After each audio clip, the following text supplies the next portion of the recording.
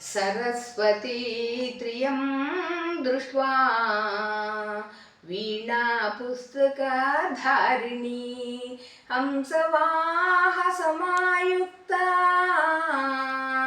विद्यादानकरी मम प्रथमं भारती नाम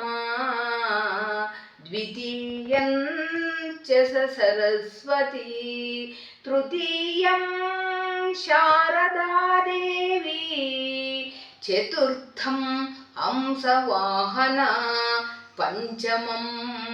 जगदिख्यातं षष्ठं वागीश्वरी तथा कौमारी सप्तमं प्रोतम्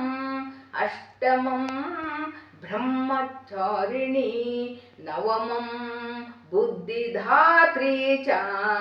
दशमं वरदाहिनी एकादशं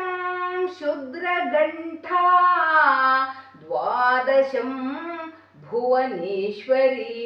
ब्राह्मी द्वादश नामानि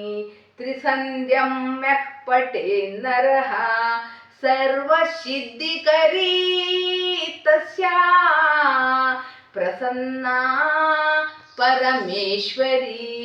सा मे वसतु जिह्वाग्रे